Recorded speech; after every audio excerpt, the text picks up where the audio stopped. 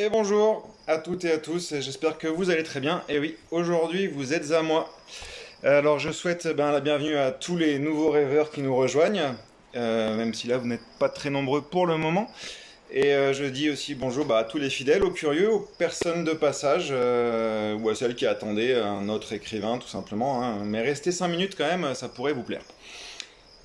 Pour ceux qui ne me connaissent pas, Julien Cazorla, Gaillard Nel, chronique des Terres Nouvelles, et aujourd'hui c'est à moi d'animer le Saturday Live Fever. Donc pour ceux qui ne connaissent pas le principe, je vous explique ça très rapidement.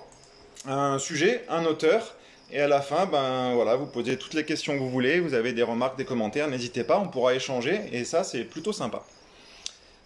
Donc voilà, on est parti, vous le savez, ou pas d'ailleurs, mais l'univers de la fantasy, de la littérature fantastique en général, recèle bon nombre de peuplades. Certaines sont récurrentes, d'autres beaucoup moins.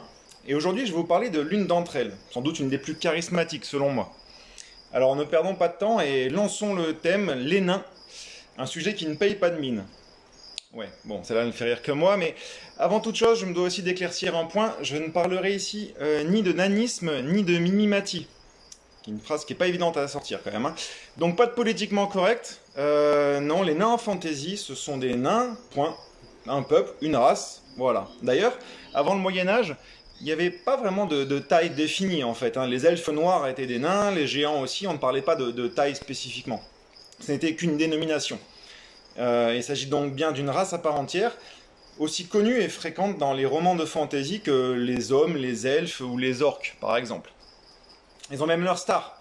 Tout le monde connaît au moins un de ces personnages. Willow, Gimli, Tyron, Tengdil, Sumpley, Bruenor, ou même Hans. Non, Hans. Bon, il faudra lire Gaillard Nel pour faire connaissance avec celui-là, mais il est plutôt sympa. Ben voilà, ils ont tous plus ou moins une histoire commune qui remonte à très loin, mais je me contenterai aujourd'hui d'aborder la place des nains dans la littérature. En effet, on les retrouve fortement ancrés dans la mythologie nordique, avec les Alphes noirs, les Jotnar, et dans les croyances germaniques aussi, avec les fameux Nibelungen, repris en musique par Wagner, rien que ça. Donc deux folklores dans lesquels on va retrouver également leurs cousins. Ouais, les nains ont des cousins un peu partout, c'est comme ça. Et donc leurs cousins, les lutins, les gobelins, même les géants. On en parle beaucoup donc et depuis longtemps. Mais ça, c'est dans les textes allemands du Moyen-Âge qu'on va vraiment commencer à les définir comme on les connaît aujourd'hui.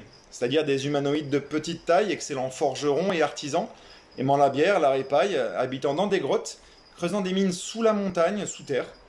On les associera donc souvent au peuple chtonien, et pour cause, leur lien à la terre est très très fort. Et d'ailleurs, pour le lien avec l'histoire, celle avec un grand H, n'y voyez là aucun jeu de mots, on voyait régulièrement dans une région qui s'étendrait aujourd'hui de l'Allemagne à l'Italie, des villages de mineurs composés presque exclusivement de nains.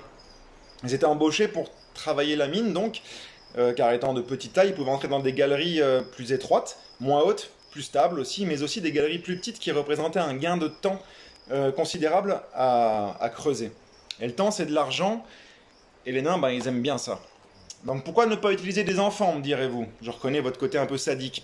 Tout simplement parce qu'ils n'étaient pas aussi forts que les nains. La puissance, la résistance physique sont sûrement les atouts principaux de ce peuple. Sans doute favorisés par le travail de la forge, il va sans dire que les nains naissent tout de même avec une morphologie particulière. Ils sont trapus, ils sont puissants, ils sont poilus aussi. Ils sont infatigables, sauf à la course. Et encore là, les sources se contredisent parfois. Ils ont également pour eux, ou contre eux, d'autres aspects assez frappants. Notamment leur sale caractère. Ils sont aussi connus pour être avares et extrêmement bornés. Tiens d'ailleurs, on dit parfois que quelqu'un de têtu qu'il ait une tête d'enclume. Coïncidence? Je ne pense pas, non. Mais malgré tout ça, ils ont énormément de courage et beaucoup d'humour. Ce qui est une qualité nécessaire lorsque les femmes de votre peuple peuvent vous battre au bras de fer et ont plus de barbe que moi. D'ailleurs, à une époque, dans les cours des châteaux, les bouffons, ceux qui amusaient la galerie par leurs grimaces ou leurs tirades, étaient souvent des nains ou des personnes avec diverses malformations, mais souvent des nains. Enfin bref, les nains donc sont des compagnons idéaux pour une troupe de héros. Souvent relégués au second rôle, ils sont parfois des personnages principaux dans certaines sagas ou des films, notamment pour Marcus Haynes ou Ron Howard. Mais attention, il ne faut pas s'y tromper non plus. Certains nains peuvent être mauvais, brutaux, perfides, comme les fameux bonnets rouges dans les croyances anglaises, qu'on va retrouver sous le nom de Pauris dans la saga Demon Wars de Robert Anthony Salvatore. Donc gentil ou méchant, Ils sont connus pour être de bons guerriers qui manipulent des armes qui leur ressemblent, marteaux, des haches de guerre bien souvent, et ils restent fidèles aux leurs et à leurs idéaux. Ils ont toujours quelque chose à dire, toujours quelque chose à faire, ils sont donc importants, voire essentiels dans une œuvre. Et Gaillarnel a donc aussi ses nains. Ces petites touches d'humour et de bonne humeur de ma troupe. Ceux qui ont rencontré Hans, ou ses cousins, ont forcément ri ou au moins souri à un moment donné. Non? Bon. D'ailleurs, on les voit très souvent. Non, pardon, j'ai oublié un petit détail important, mais pour innover un petit peu, les nains, dans Gaillarnel, je leur fais manipuler une chose qu'ils rejettent et dénigrent souvent, sinon toujours, la magie. D'ailleurs, on les voit souvent râler contre les mages, contre les elfes.